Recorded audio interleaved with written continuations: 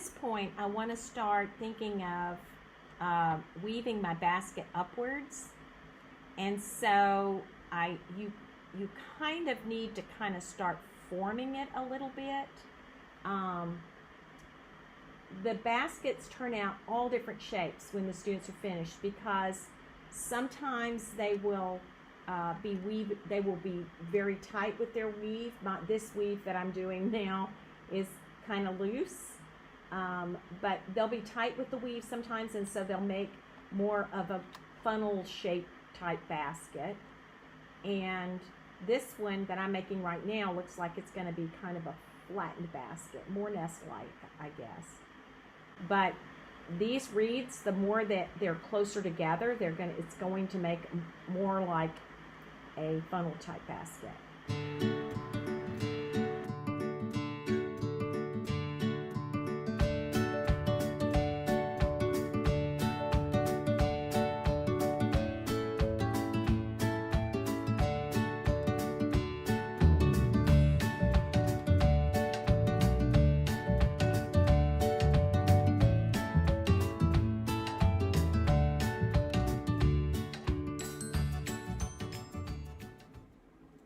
Now I want to just tuck it in to itself there, and where I had gone behind, in front of this one, and then in front of this one, I want to start, when I insert my new weaver, I want to insert it where that one ended and let it continue the path. So I want to go in front of this one,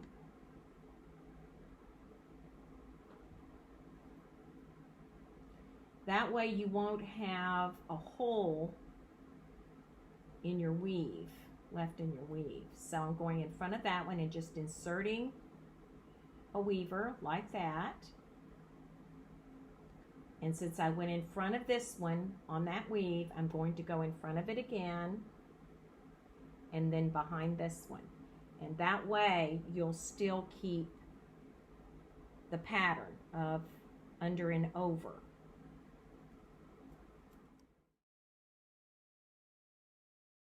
Take the spokes that are sticking up, and I'm going to put one spoke behind the spoke to the right, and I'm going to pull the spoke down like this. Can you see that? And then I'm going to take this one and I'm going to put it behind the one to its right, and I'm going to pull it down.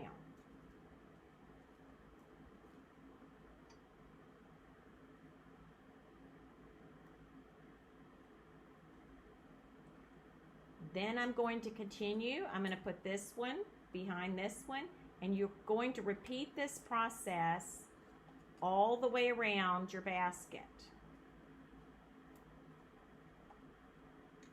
That's making that nice little edge.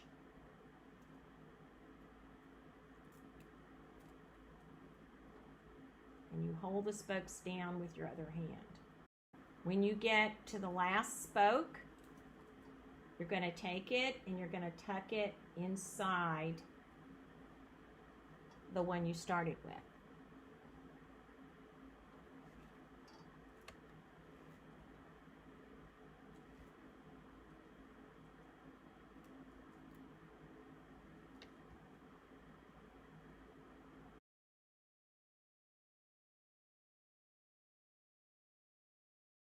And I'm now going to insert a new weaver. Just tucking it in there, locking it in place. And now I'm going to this one and I'm going over, and on this one I'll go under, and I'll go over on the next one, under on this one. And this is now what's making that double wall of the basket. Under that one, over that one. And you won't have to kind of hold them in place until you will kind of have to hold them in place until you get started. My students found out that their scrunchies, rubber bands, would hold these together so they could work with both of their hands. They invented that. I did not teach them that,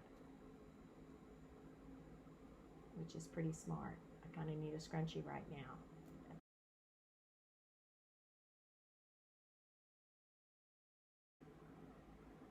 So now I have inserted a muscadine vine. I got one that was fairly thin, since this is a very small basket. And you just continue the weave. You insert it like you do a normal weaver, and you just continue the weave over and under.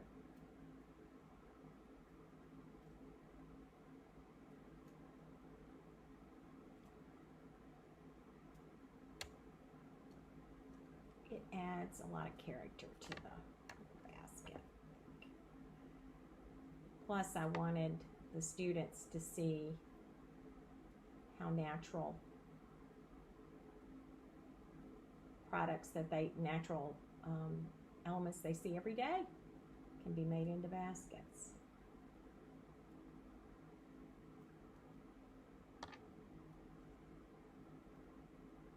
So when I get back around to where I started there, I'm going to go ahead and snip this.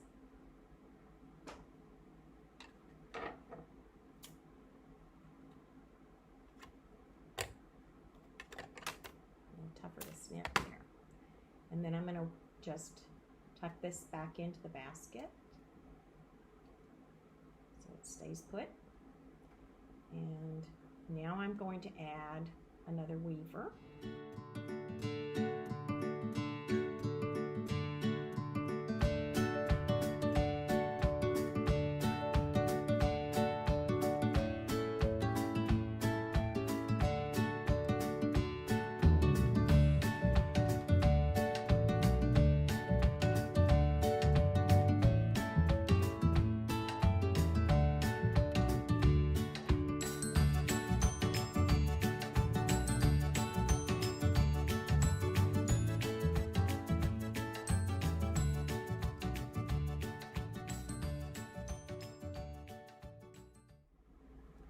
So when you get about a ½ inch from the bottom of the basket, you now are going to do the very bottom.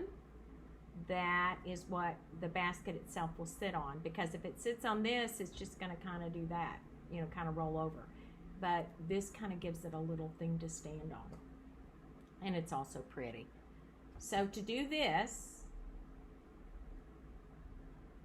you carry a pair of spokes. You can start anywhere you want to, but you carry a pair of spokes under the one to the right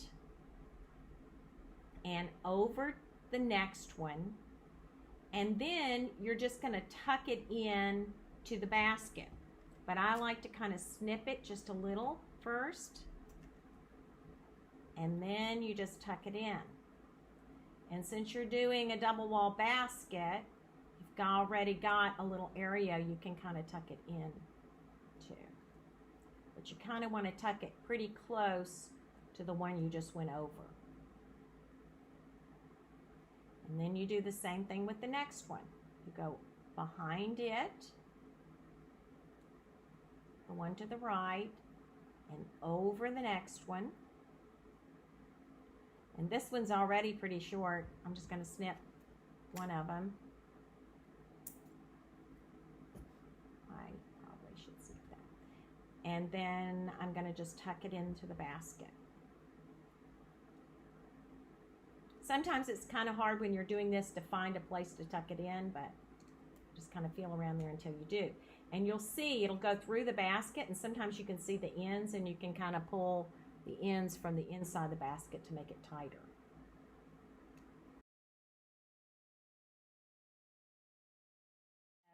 That every time between these little snippets of video, I soak the basket again. So I've been soaking the basket and keeping it wet. I've got a tub over here to the right. So So I'll tuck it, I'll just sit in there and let it kind of soak a little bit. I'll show you. Just kind of soak it so that it stays wet. Because at this point, you've been working a while on this, and this can dry out real easily. So but you just keep doing this all the way around till you're done. And then you've made your basket. Look at that.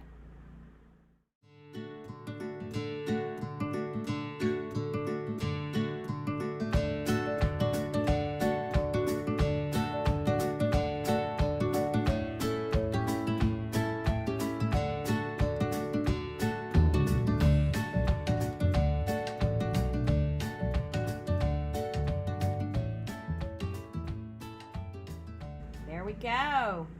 Done. You got it. That's making a double wall Cherokee basket.